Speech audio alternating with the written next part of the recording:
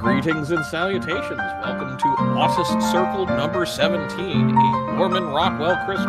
I'm joined, as always, by TotalBlackoutPainting, also known as Fat Dave, and Merry Christmas. Yeah, Merry Christmas, y'all. So, this one, because it's really timely, because we wanted to do, it's right before Christmas, we wanted to do this Christmas special, and it lined up to be Norman Rockwell, fortunately, which is great, because he's one of the, like, foundational American artists, and his work really has defined Americana and what the American experience was for a lot of people. His iconography of Santa Claus is, his drawings are Santa Claus as we know him. He was one of the first guys to draw the Santa in the Coke thing, those old ads, and so he's a foundational American artist, and so with that,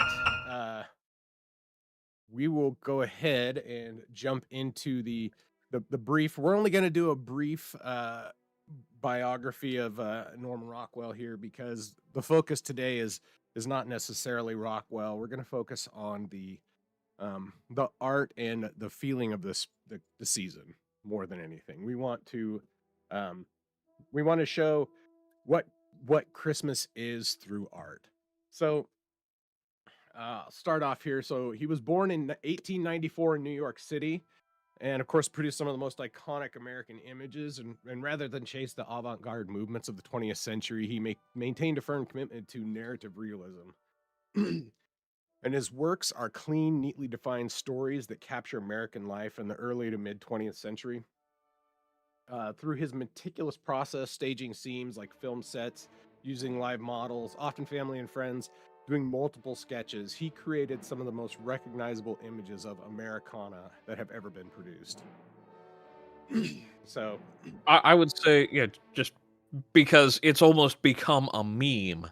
So some of his art is just still out there circulating on a regular basis. It's kind of fascinating. In a lot of ways, Rockwell defined, I would say, America of that era.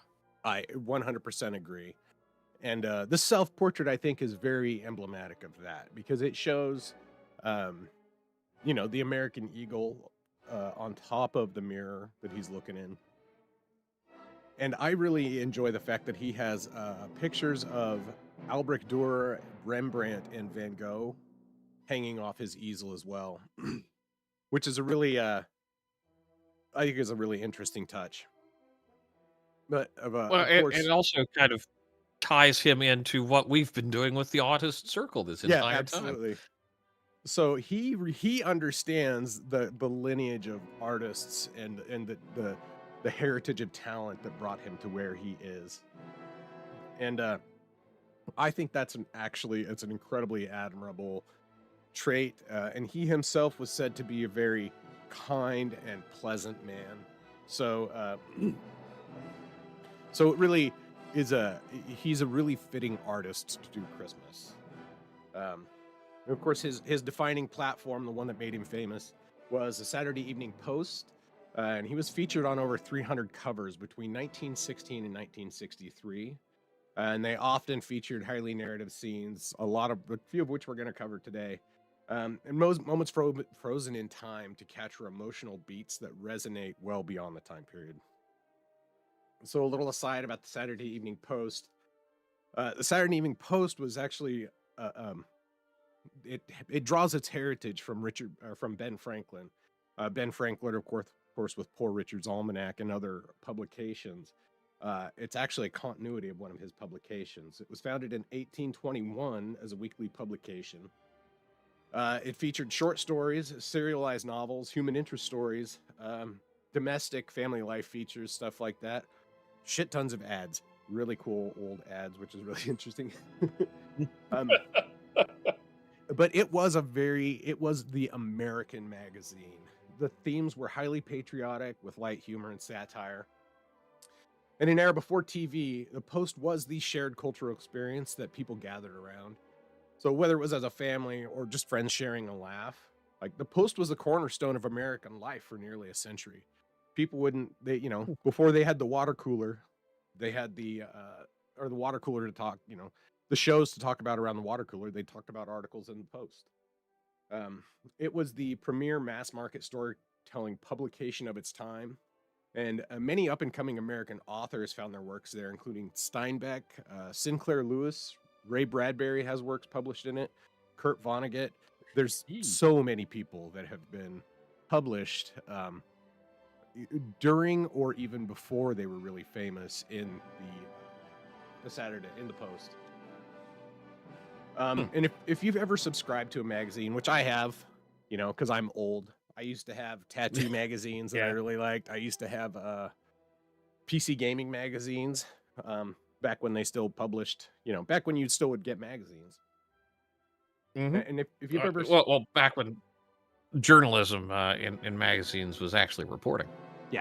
yeah, back when magazines were worth reading, which there still are some. There still are some, but it's very few and far between, and they are anachronistic. They're highly anachronistic because most people are drawn to, the web for all their stuff. Yeah. And I just realized I don't have Christmas music playing in this scene. Anyhow, Oh no. yeah. So, but yeah, if you've ever waited for your magazine subscription, like to come in, it's an event. Like when I was a kid, getting the fucking new issue of Nintendo Power was awesome. And every month, like we were excited. You didn't know what was going to be on the cover, whatnot. and so the artwork on these covers is phenomenal. It's one of the most brilliant displays of American illustration in all of history, and it really highlights the power and talent of these illustrators during their time. And Rockwell's covers were some of the most anticipated ones, because his were they were so evocative and they were so interesting and they really dragged you in. And they're also just so detailed. That's one of the things I've always liked about Rockwell is you go through it and you see a level of detail that could be easy to just discard or leave out. I'm like the smoke coming out of the trash can here. in the trash can. It's like, yeah. So something happened. Yeah. There's it looks like, oh no, never mind. There's not. It looks like it's just hazy on the mirror, but yeah, the smoke coming out of the trash can. His resting his hand to paint. He shows the very technical and real process, but he does this. This is such a narrative painting. Like this painting itself tells a story, and such a great story, just through all the details of it. And again, and it's another one of those artists where you don't have to beat the hell out of his paintings to get a lot of meaning out of them. They're Hmm. emotionally meaningful on their face. And then you can look deeper and find more things. But I think like Wyeth, he did such a great job of capturing American realism and the Hmm. Americana that he loved so much. Um, but in 1963, so I said he worked for 1960. In 1963, the Post shifted to mostly photography for covers instead of art, and then he went to work for Look magazine. From then, and he worked for them for, he worked for them until like 77 or 78, something like that. Or no, he worked for them until the 70s.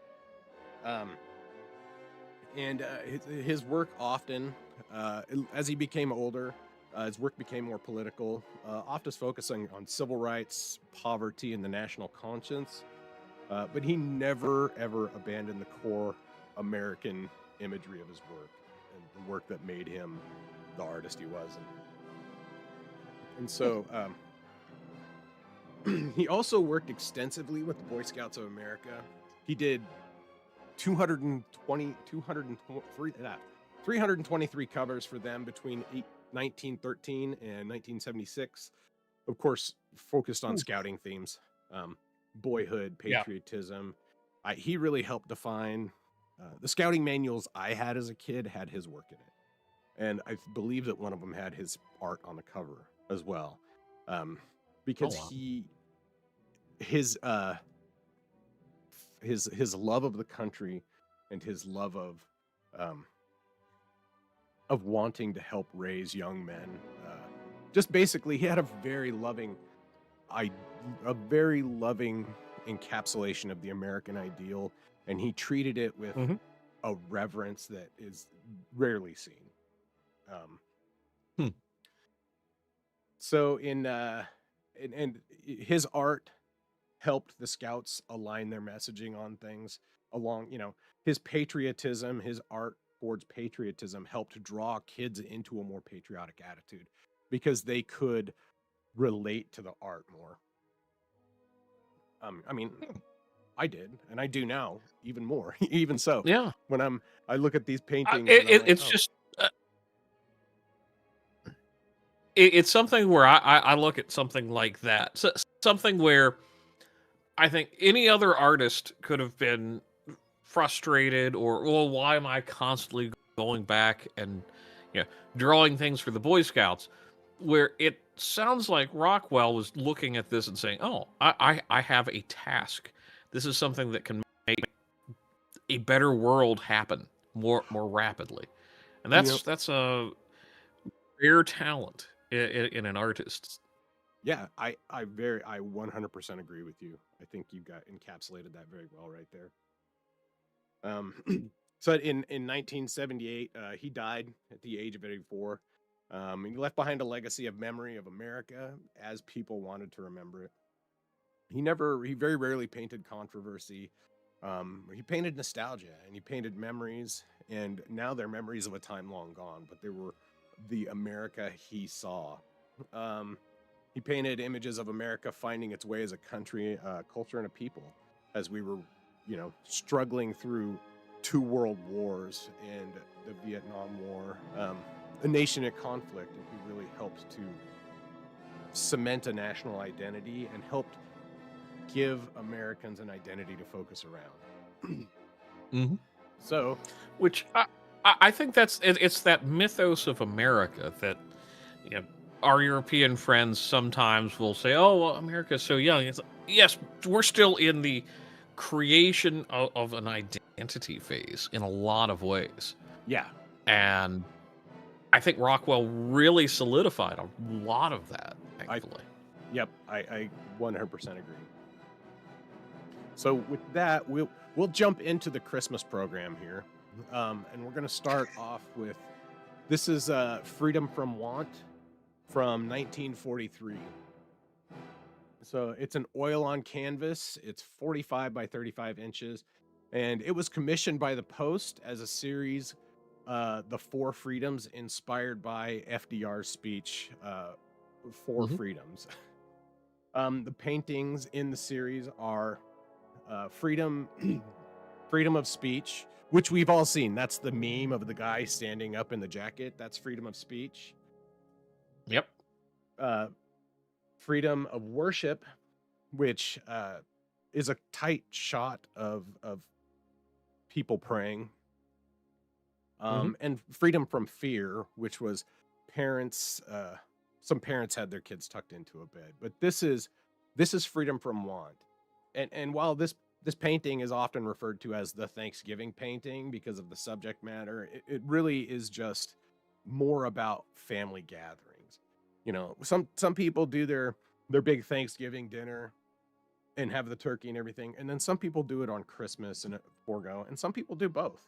Sometimes it happens Mhm. on both, but the whole reason you do that is to get family together and Yes. to enjoy each other's company and enjoy the holiday. So this the painting. Or in my case, I stay in the kitchen and cook, and everybody leaves me the hell alone.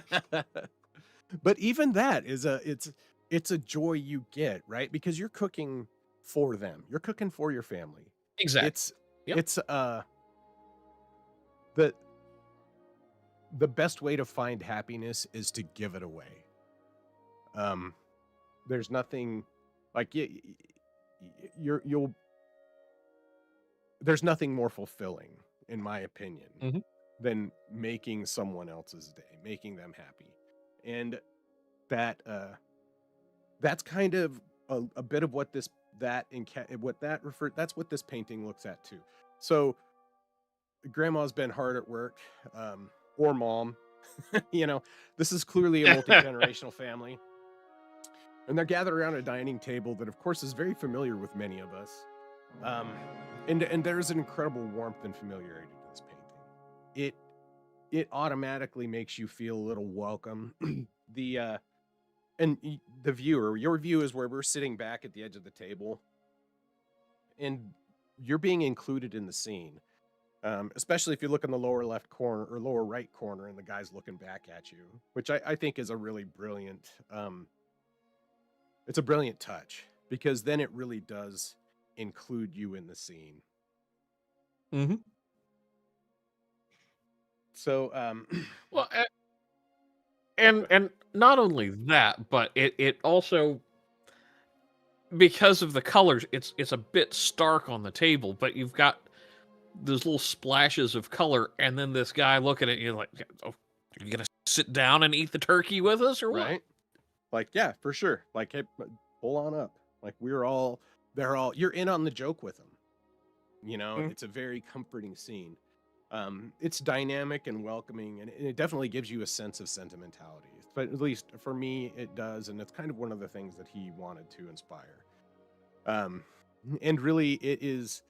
So, and I picked this as the foundation for the episode because, the commercialism of the season takes over too much, of course, and I'll bang on about that bullshit that everybody's fucking said 100 times. But the foundation of the season is family and togetherness. And whether that's a togetherness through midnight mass and sharing your love of Christ with, your fellow parishioners, or whether it's sitting around and watching a football game on Christmas Day, Mhm.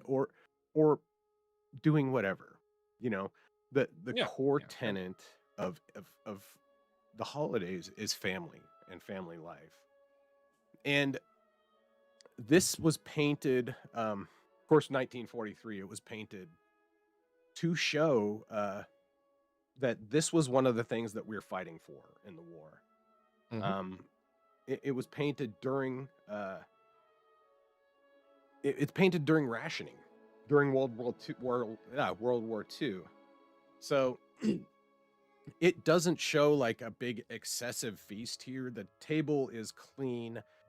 There's not an excessive food. There is enough food. Um, and again, it's the beginning of the promise for the holiday season. Um, and it's this image put a really fine point on what what they believed Americans were fighting for. You know, this is the American way. This is the freedom from want that we as Americans desire. The freedom where all people have more than enough, Hmm. which has been, you know, it's a foundational American ideal, but it's been kind of altered in a way. Yeah. So I um I think this is it's a beautiful piece, not just for the sentimentality, and it's a technically gorgeous piece. Of course, he does such a phenomenal job of catching realism. Like Hmm. he catches the wrinkles on people's faces. He catches the light in their eyes when they're smiling. I mean, like this dude down here in the right corner uh, just like someone I want to hang out with. You know, we did my Christmas party at work today, and I'm very blessed to have a great team of people at my work, and it makes me feel like this. It makes me feel like you're part of the family. You're welcome, um, Hmm. and and that's really the generosity that underpins the holiday, for many, for myself and many others. Absolutely. And I think there's also just, speaking of the technical detail, the reflection on the water in the glass Yeah, is just amazingly well done. it is. It's so realistic. The lighting on the salt and pepper shakers, you know, the silver salt and the polished silver is it's really good, and it doesn't look. Um, this is a nice table, and it's one that I think anybody would be glad to have a seat at, and Hmm. you know, unless you're weird, this would be a very lovely family to have a dinner with as well. So unless they got one of those weird signs out front of their house. Anyhow, um, Oh, that maybe that's the viewer has that. yeah, You're maybe. sitting out there like, yeah, hey, maybe that's why he's looking at you askew. So this was and I said this is the foundation that I wanted to build the episode on. That family and togetherness are they're the ideal for the season, and it was the ideal for America at this time. So, with that being said, we'll jump to the next one. And this one's called Christmas Homecoming. And I believe this is another one of those very powerful pieces. So, Mhm. it's 28 by 25 uh, on oil on canvas, and it was the December 25th, 1948 cover. Okay. And it's showing this is a serviceman coming home from Christmas. And so while freedom of want is really about the ideal we gather around, um, this painting really does highlight why we gather.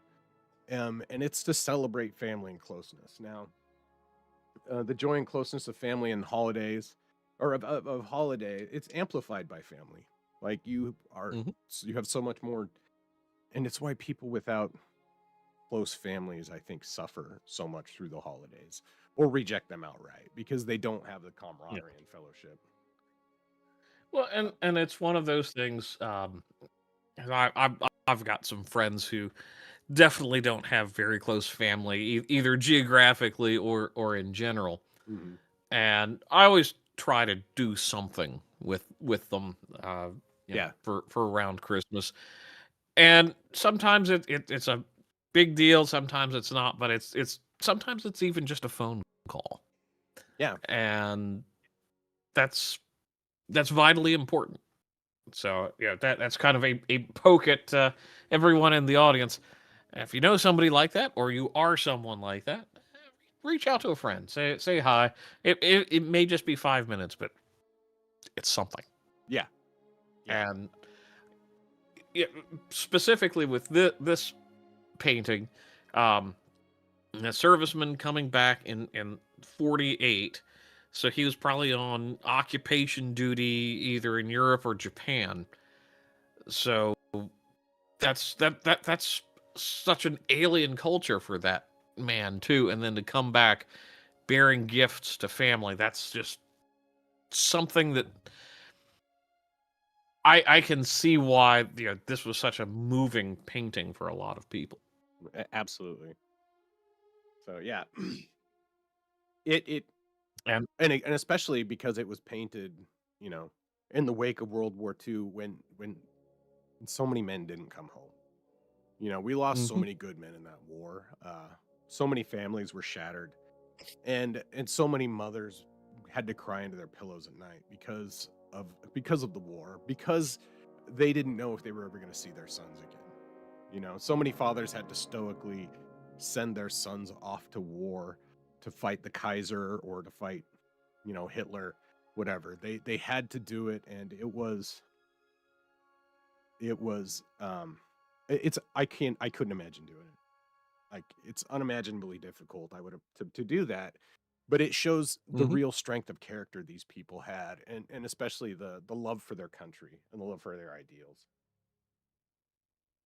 Um, so in this when it was painted, it really, um, it tapped into that kind of post-war the relief that our country was feeling, because of course, you know, the treaty had been, or the armistice was signed, before this.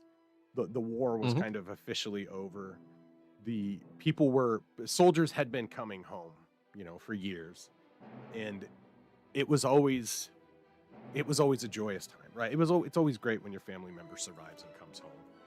Yeah. Um, and especially because like it was a big gap between the Civil War and this. There was a big gap before this war came up. There wasn't any major wars before World War One. Like, it wasn't like we had a Yeah, shit because ton of even little the Iraq wars and Gulf wars and Afghanistan invasions between the Civil War and World War One. There was a real hesitancy for America to even get involved.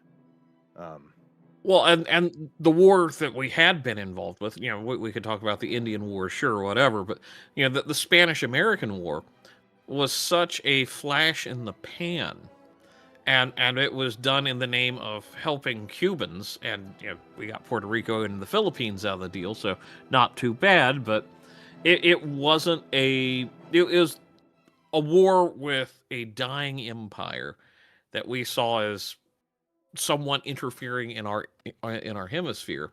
So it wasn't what war became, that grinding constant death machine that the First World War proved war to be. And yeah, that is such a stark gap that I don't think we really have an appreciation, no, because since the Second World War, it's been yeah, constant war. And a low level kind of police action, just waste men and materiel hmm rather than do what we did in the past, which was go in, break things, and that was that. right.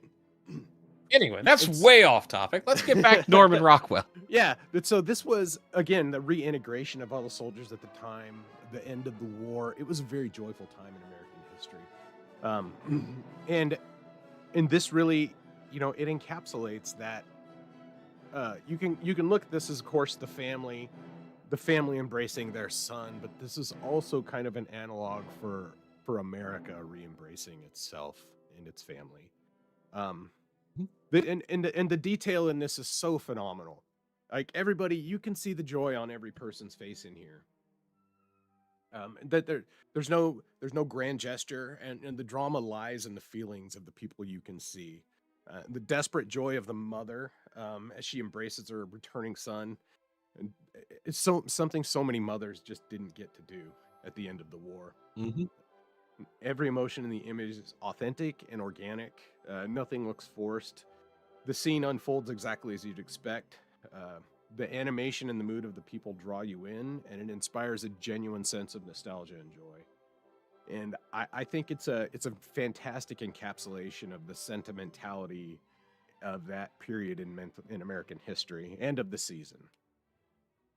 So I also I also really appreciate that it's got Rockwell as a self insert here, yes, and he's almost looking on like the audience, where it's that kind of content, like you're not super overjoyed because it's not your family, but you're happy that all this other stuff is going on. So it's a very content, happy look. Yeah, I think that he's inserted himself in this painting as with the satisfied image that that you would see looking at this painting, you know. And then also is a very like a lot of men were reserved back then. They weren't prone to grand out displays of affection or emotion, and so the smile, while he's the proud smile, you know, there's pride on Hmm. that in that face. As much as there's like relief and love in the mom's face, there's pride on his face as the father there. Hmm. Um, and it's just it's a fantastic, like, I think it builds on the foundation of the season. So the season is about family, and it's about joy, and it's about coming together. And sometimes you come together after long periods of time. Sometimes you come together after traumatic events, and celebrate and enjoy as a family. And that's really what the season is about. But as that's kind of the emotional foundation for the season that we feel it, we're going to jump into some of Rockwell's more Christmassy images and how he tried to show. Rockwell had a real firm, he had a theory about Christmas, that it wasn't, or his idea of Christmas wasn't that it was magic, you know, or that it was magic without work. So this is from 1923. This is Santa Reading the Mail. It was originally 40 by 29, painted for the December 5th, 1923 issue of the Post. And it shows Saint Nick reading pictures, or not reading pictures, reading the letters. It's so many kids send every year. Um, Hmm. I had, you know, I don't know if I wrote Santa letters. I might have. I definitely had my kids do it. You know, my kids wrote Santa letters, and Hmm. it's a great thing to read what your kids wrote for, you know, Santa. It's just really interesting Hmm. to see what they think, um, and it shows. Well, it's something where it's almost a third party way to look at their world Yes. without, yeah, because sometimes you get that barrier between parent and child, Yeah. and that's such a beautiful way of just kind of like breaking that down. Like, oh, this is what they really think about something. Yeah. Yeah. 100%. So Santa, there's a few things we'll look at here just to point out, just to put a fine point on Rockwell's notion of hard work in Santa. So Santa's sitting at an old, worn, and sturdy-looking desk, and the pipe hanging from his slightly smiling mouth and eyes capture the quiet joy he experiences while reading these letters, much like the parents do. Because those letters symbolize those children's hope for the season. That's the letters are they are hope. They're hope written into paper, written on paper, and then given to Santa because they hope for this, they hope for that, they want for this, they want for that. But really, it's hope. The kids and the hope of, or the promise of Santa is really powerful for a lot of children. Hmm. Um, Rockwell's put a halo on Saint Nick to kind of highlight his benevolence, and while the rest of the scene is really just a humanizing of Santa, it's making him real to the kids, so that the kids looking at this will be like, oh, yeah, Santa does have to put in the work. Santa's doing this. Santa does read my letters. You know, it's the illusion that uh, parents maintain. Hmm. I'll say illusion. It's not an illusion. Santa's real. Santa deniers go up against the wall. Uh, um, so, and this really just shows Santa is not a mythical being. He's a man who puts in the work for the season. And it shows that the season isn't incidental. It doesn't just happen. It's the result of hard work. And it makes Santa seem that much more saintly that he does this work for all the kids and the families of the world. And it's not just the wag of the finger and a magic bag. Santa puts in the effort. He reads the letters. He takes the time. So this it not only highlights the effort and the joy of the season, but it reinforces the ritual of the season as well. It's showing Santa in his routine, and it ultimately bears which ultimately bears fruit for millions of children around the world. Um, and it's what every child looks forward to every year. Like Santa will never not be a cultural phenomenon. And when he stops being a cultural, a large cultural icon in our country or in our society, then we will have lost. We'll have lost something very vital. So we'll move on to the next one here, which is along the similar vein. Mhm. And, very similar to the last one. This was featured on the December 29th cover, 1934. And it shows Santa sitting next to sitting next to a globe with a magnifying glass, holding a book that says Good Boys, which I love. Um, and again, he has the halo. He's got the quill behind his ear to show that he's working. It's an encapsulation of, again, the previous Santa. Santa's working, but he's happy. He's very happy to do this. Mhm. And it shows the warm demeanor, and again, another emotion that is the human joy, the joy in his face. That's a uniquely human emotion that is showing on his face. And this was painted before World War II. So the world was still whole and unified after the end of World War One. There's pre-war innocence to the piece, as it not only highlights American Christmas, but it shows it as a global thing, highlighting the whole world. The painting also puts an incredibly fine point on the pre-postmodern version of the world, where you could say "good boys" without Yeah. inspiring Yeah. weird blue-haired outrage. There's a Oh more no, there's not good girls listed. Oh no, burn it. Stop. it definitely harkens back to a more homogenous and unified time in our history, and one that we long for today. Many of us long for today. So, and it also, again, puts another fine point on the Rockwell's philosophy of Christmas, and that magic doesn't happen without work, preparation, care, and responsibility. That the miracles happen because someone put in the work. The kids come downstairs every day on Christmas, or the kids come down on Christmas Day and see the presents, and it's a magical time. It was a magical time when I was a kid. I'm sure when you were too. And it's Oh yeah.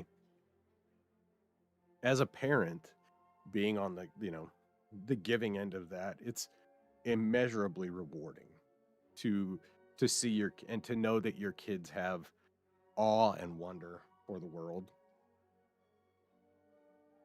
And I think it's crucial that we maintain that in children for as long as possible, to keep them with a sense of awe and wonder in the world. And the humanization of Santa, I think, adds to that by showing that Santa puts in the work too. And in Yep. that vein, we'll jump to the next Santa piece. And this one is Santa with the Elves. It was painted in 1922. It is the cover for the December 2nd, 1922 issue of the Post. And of course shows a tired Santa. And the original painting for this is actually held by George Lucas. Really? Yeah, George Lucas and Steven Spielberg both have giant Rockwell collections. Which It's wild. that's brilliant. Like, really, if you You know, If you- just as kind of that aside with it, it does explain a lot of their storytelling and filmmaking. It's there's because whether it's American Graffiti or some of the other Spielberg hallmarks like the Indiana Jones movies, Yeah. there is that callback to Rockwell's world. Yeah, definitely there are. And those shows both have they have a great love for America and the subject matter. Like Indiana Jones, he's an American icon. He's of course global, Mhm. traveling the world, whatever, but he's American. He's Indiana. That's American. And Damn right. you know, Sorry, who's your pride slipping out? But this is another one that it's a humanizing image of Santa. Because it shows he's asleep in the chair while the elves clamor around him and making toys and preparations. And Santa's worn. He's wearing a worn work apron. It shows that he's been hard at work. He's not just lazing around. He's been exhaustively making toys for the good boys and girls of the world, and he just needs a nap. You know, they're so close to the end because the elves are loading toys into the sack. They're finishing up the rush on this house. You gotta hurry and get this one done. It needs to go into the sack. Um, and so he's kind of like the weary foreman, while his Hmm. workers are he's set a good he's got a good crew to Yeah, where well, he can kind it's of like, go ahead.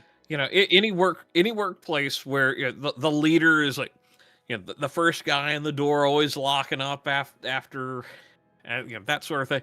That's when the employees are like, yeah, yeah, I mean, he's fallen down today. He's worn out. Yeah. Let's get this done for him. Yep, for sure. You know, and I've done that for, like, there's been times when I've worked when my supervisors or bosses came in and they're like, we're tired, and I'm like, dude, just fuck off for a bit. I can handle it. You know, like, Yeah. so it also shows a continuity in the operation. There's no break. Like, Santa's got a Yeah. break, he's taking a nap, but the elves aren't taking a break. It still needs to be done, and they're doing the work. The guy's putting the last coat of paint on top of that house, that rush job. And so, but despite the fantastical elements of the image, it is really humanizing to see a tired and exhausting Santa in the midst of production. And it shows the Hmm. season is the result of a tireless effort. It's not just on Santa's part, but also on the elves' part. Yeah. Yeah. Kind of a division of labor there of sorts. Yeah, absolutely. Um, and typical Rockwell fashion, it's a very whimsical scene, and it's uh, comical in its layout and everything. The elf holding onto Santa's ears, they're hauling the paint by a bucket up a string. It's Hmm. a funny little, it's a cute scene. It's a very funny and cute scene. Santa's wearing slippers Well, too. That's you another know, thing. Um, oh, yeah, that's cool. Yeah, to me, this is always one of those. I like having a little bit of, the whimsy, the wonder of the world, rather than feeling all tired and worn out from all the bullshit. yeah. And seeing that encapsulated in art is something I love, because I'm cynical by nature, but I prefer seeing a happy potential world. And Rockwell has always kind of given that exit to all the seriousness. Even in some of his more somber paintings, Hmm. there's still the little kind of a twinkle in the eye. It's like it's not going to just be crap all the time. Right. And I guess to play on that the humorous image, we'll jump into the next one. And this is Unexpected Christmas Discovery. Um it's such a brilliant image, and it highlights Rockwell's ability to capture emotion, like the emotional beat at its peak. Um this was painted for the 1956 issue of the Post, so a bit later. And of course, it shows the moment a young boy finds the Santa costume. And it's been like up to this point in his life, it's Santa. You know, this is why would Hmm. Santa stuff be here? And then that realization sets in. It's like, oh my God. So it shows Rockwell's transition from kind of the fantastical elements of Christmas to the reality of Christmas. That Christmas Hmm. takes work. Um, and it takes a lot of secrecy to maintain the illusion for your kids, which is true. Uh, I'm Yeah. fortunate now. My kids are older, so I can just say, stay the fuck out of my room. Don't touch my stuff. And that's cool. When they were Yeah. little, that was not so easy. And when I was little, it was not so easy. My mom went to great pains to hide our Christmas presents. Um, Hmm. you know, and I was a little shit sometimes, and I would find them accidentally or but Or uh, intentionally, yeah. yeah, intentionally. And I and that was another thing too, is I was one of those kids that hated to know my presence. Like, I wanted to be a surprise. I didn't want to know what I Hmm. was getting ahead of time. I wanted to be a surprise. And so that was another reason I didn't do a whole lot of like digging for toys.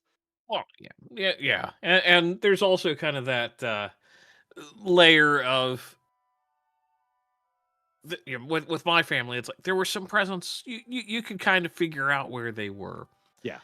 but more importantly, it's like, oh wow, that big present. Wow, I didn't expect that one. Yeah. Or then the one year, it's like, oh, there's that really disappointing present that Well, it's not the thing that I wanted. But okay, I at least I got a present. my one time when my mom when I was a kid, one time my mom got all of a sudden she got a new nightstand. She had a lamp and all the stuff sitting on it, and it turned out to be the stereo my brother was getting for my older brother was getting for Christmas. It was really funny. Um, but this again, this is the realization he catches such a good job, and it really, like I was saying, it takes work to maintain the illusion of Santa for your kids, and sometimes, more often than not, it's some kid coming, "Oh, Johnny said Santa's not real." Like, well, you tell Johnny that he's going up against the wall as a fucking Santa denier. You tell That's Johnny right. he's getting sticks and stones. You tell Johnny to go fuck himself. Um, Johnny's getting the lash. right. But then this isn't the case in this one. It's really showing the kid stumbled upon this himself, which is even more shocking because he didn't have priming that, oh, Santa isn't real. He's just like, oh shit, he's realized the image. And so the theme is it's idealized Christmas image. The theme of the idealized Christmas imagery is shifting in the post-war Depression era. Mhm. And it emphasized the discovery of a narrative of the world of America growing up. It shifts the Christmas miracles from a magical thing to the results of the parents' hard work. And Mhm. the moment when the illusion is shattered and that reality really sinks in. And like this kid, you can think like, oh my God, Santa right now. Right now you're thinking, oh, this is Yeah. Santa. But it's kind of like that Sixth Sense noted, like that from that movie, The Sixth Sense, where you look back on it and it's like, oh shit, oh my God, like, oh, Mhm. he was dead the whole time, and it's like, oh damn, they were Santa the whole time. Mhm. Oh man. Yeah. Yeah. So so um, but really, it's a and again, I said it highlights his ability to capture the emotional beat of the scene because this kid looks brilliant. And apparently he's a model of a famous, like there was kind of a child actor at the time that modeled for this. And so that was another part of the painting. Of course, it's not as relevant to us now as just the imagery. Mhm. Um, but it really shows and we all remember when we stopped believing in Santa, when that illusion was kind of shifted from our eyes as kids. And at the time, we may not have understood the full implications at the time, but Santa's, so this he's saying Santa's there. Santa's here. Mhm. The Christmas spirit is here, even though he's not in this image. Well, and that's kind of the other great thing about Santa is it can be any family member in a way. It's almost always the parents, but Yeah. what sometimes it could be the grandparents or an aunt or an uncle, Yep. and sometimes it allows when the family's struggling, maybe that one relative who is better off, who is well to do, Right. can buy that gift for the kid, but do it in such a way where it shames no one. It's really a matter of giving the gift to the child without it being a burden on the family. Yeah. Because that's something in my family of we still have gifts from Santa, so to speak. Yeah. We all kind of know who it's from, but it's like if it's a big ticket item, it's like that way it doesn't feel cheap or tawdry in any way. Right. Yeah. Um, and I lament not being able to do more of this with my own children for longer. Not being able to participate in, like, my kids are all grown up. My kids are all grown up and my grandkids are far away, so I don't get to um, experience Christmas with young children in the same way that I did. But it's no less rewarding now. It's because I love my kids so much, and I'm so Hmm. excited. I was saying beforehand, it was like I'm excited for the season to be done, but not because I want Christmas to be gone necessarily. Like this year, I feel like this may be the first year in my entire life that I've really gotten into the Christmas spirit since, or maybe since I was a young kid. Um, Mhm. and my motivation is I want I want my kids to see what I got them.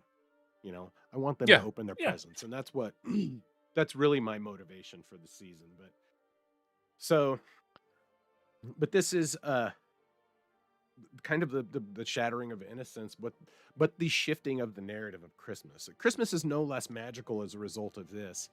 It's just the magic shifts from being actual magic to like hard work, which Mhm.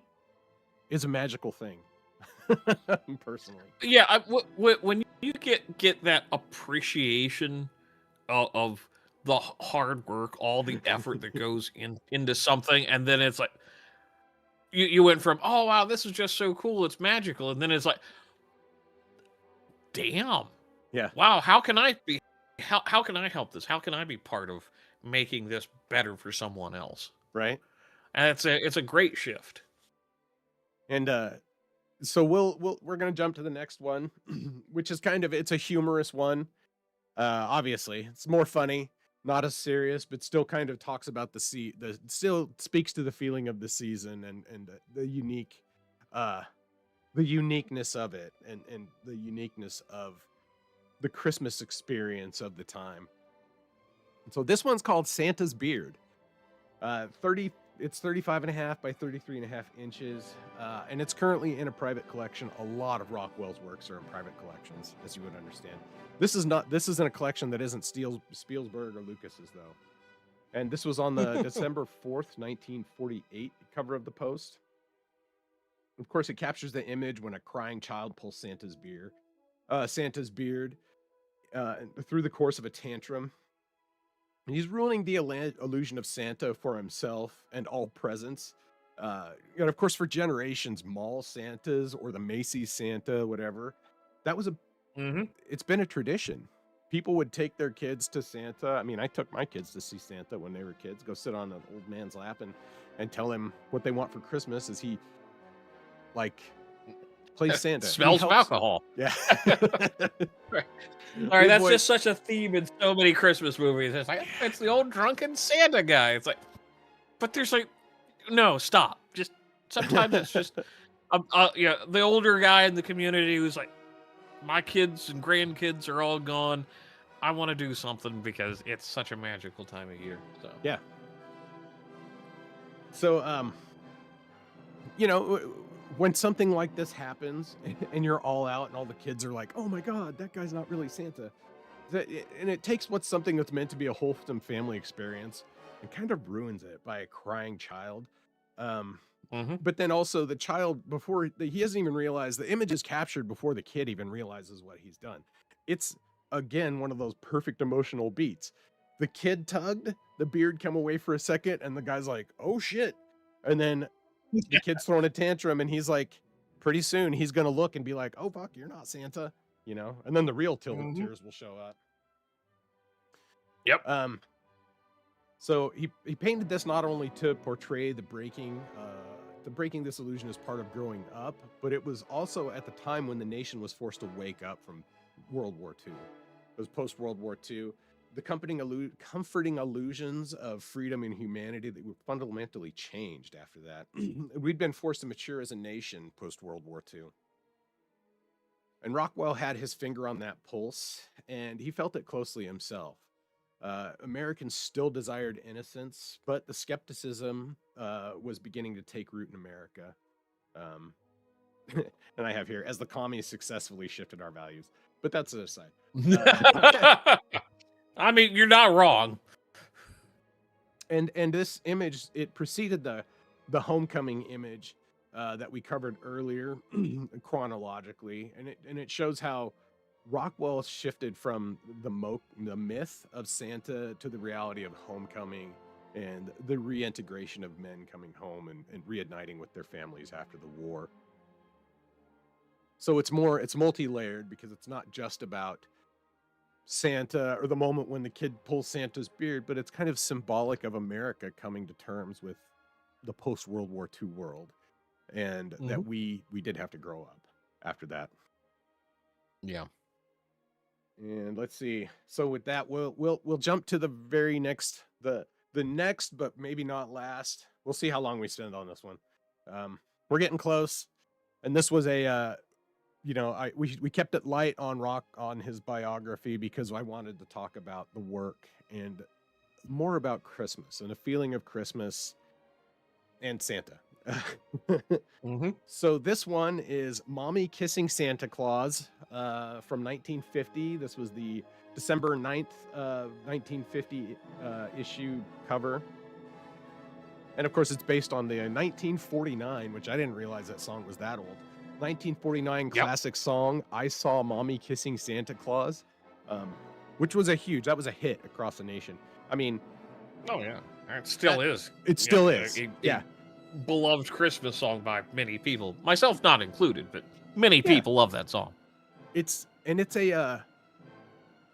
such a clever and cute song. And I think this image really captures that. And again, it's more of the shift, it's more of the shift into the humanization of Christmas. Um, Hmm. it's playful and it's framed so that we see the realization of the kid.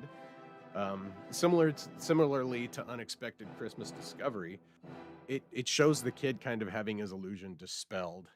Um, it's not traumatic though; it's fun and light, and it shows a genuine, loving family who's putting in the effort to make Christmas special. Uh, Like, I mean, this guy's dressing up like Santa when the kid's supposed to be in bed to put the presents under the tree, and which is such an amazing and special thing. And mom Hmm. realizes it. They're really into the spirit of the season. It's such a it's such a cute family picture. Uh and it does a like again, he captures the emotional beat perfectly. There's action. He kisses he's leaning over and kissing mom on the cheek, and she's surprised and she drops the presents. And he's undoubtedly got Hmm. a present behind his back that he's got for mom. He's gonna Yep. give her present there, and surprise her with And you know what? It's the keys to a brand new ironing board. it. Yeah. One of the paintings I was looking at was something about a Lincoln in the driveway, or dad coming home with a new Lincoln.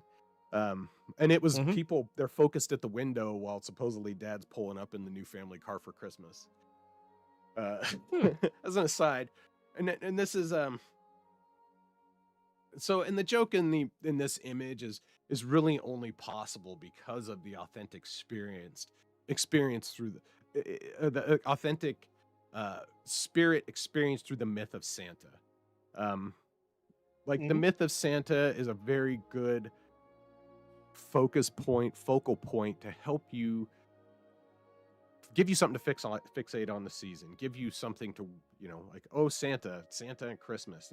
It's a fundamental idea that helps you get into the spirit of the season and get you feeling Hmm. more as part of the giving season, because the spirit of Santa is the spirit of giving, and the spirit of Christmas is a spirit of togetherness and giving and family, which is really what we all should strive for, I believe. uh Yeah. so Rockwell always says he painted life as he knew it. And in this image, it shows that Christmas isn't sacred because it's perfect. Um, it's because Christmas is lived and experienced. It's the small memories, that small gift that you got that you didn't expect. That one thing that every year my boys get me something. They put so much work and thought into like they'll build me decks. They build me magic decks. Uh, and they've Wow. done some really cool theme ones. They're brilliant. They're brilliant at it. My boys are fantastic. Like they're way better than I ever was at playing Magic or building Magic decks. But the fact that they took the time to put it together and make it for me, like Hmm. that's the real meaningful thing. It's not what it is. It's the fact that my boys love me enough to put that work in for me. And Yeah, that to put the time and effort in, and yeah, that's something where I think too many people, we see the over commercialization of everything where it's the gift that counts. It's like, no, it's the fact that somebody is trying to figure out what you would like and takes time out of their day, Yeah. even if it's last minute, but they've taken time out of their day to figure out, well, what would this person that I care for want or Right. need, or what can they not get for themselves that they really would get some joy out of? And Yeah. then, Yeah, absolutely. so, yeah. And I'm such a sentimental fool that anytime my kids think of me, I treasure it. my I have a I have a bottle of Coke sitting on my shelf behind me that says David Mhm. because my boys brought it home for me. I don't drink Coke, but they're like, hey, we found this, it's got your name on it. And you gonna drink it? I was like, oh, I'm gonna go put it on the shelf. I'm gonna keep Mhm. it because I'm weird. I'm hyper sentimental about stuff. I'm really um, but Yeah, it's the that's something that I just, it pisses me off. It's like, oh, sentimentality, it's a bad thing. No, that's what makes us human. That's what gives us life. That's something that gives us the energy to look after the next generation, is wanting someone else to have piece of the world we had. absolutely, And yeah, I'm just like, nah, fuck it. I'm a sentimental son of a bitch, and I'm gonna enjoy that, yeah, and I'm gonna pass that on to everybody I know. absolutely, absolutely. And I think that I don't know. I think masculine sentimentality needs to be something carried forward. Um, Yeah. the notion that you know that we care and love each other, care for and love each other. And so we're up against our hour. I had some extra ones just in case, but we covered the main ones I wanted to. I put together this warning to these Santa deniers. Santa deniers get to face the wall. So with that, I would like to thank everybody for coming out. I want to thank you, Bleach, for being here with me through these 17 episodes. Um, it's been a phenomenal experience and an absolute joy to do this with you. And I'm very grateful for you, and I really wish you have a very Merry Christmas. No, thank you very much. I appreciate that, and yeah, I think this is just, this has been something that's a little side project that we started on a whim, and it's just such a rewarding thing to go through this, and you've been such a driving force. I have to thank you for all the effort and time you're putting into this, and our audience for tuning in, because I think art's something that's like getting shuffled around and forgotten and surrendered, and it's like, Yeah, no, that art is for us. And yeah, yeah, next year, yeah, season 2 will be even more entertaining. absolutely. So, So but yeah, yeah, no, again, Merry Christmas to you, Dave, and all of yours, and yeah, yeah, and uh, say looking hi forward to to or it. say thank you to everybody in the chat really quick. Fab Daddy, Prime Knight, Kingdom of Vinland, um, LGM, LGM. and there was one other one, Paul Campbell, Campbell Paul. Yep. His name is Paul Campbell. That guy. I I'm grateful for every one of you who show up. We only do this. Um, well, I say we only do this for you. We do it for ourselves, but you guys make it so much nicer to do. And uh, again, it's a really rewarding experience, and it's been great. And so, with that, I would like to say Merry Christmas to you all, and we'll be back next week with Frank Frazetta. Excellent. All right. All So, right. Merry Christmas, all. Merry Christmas.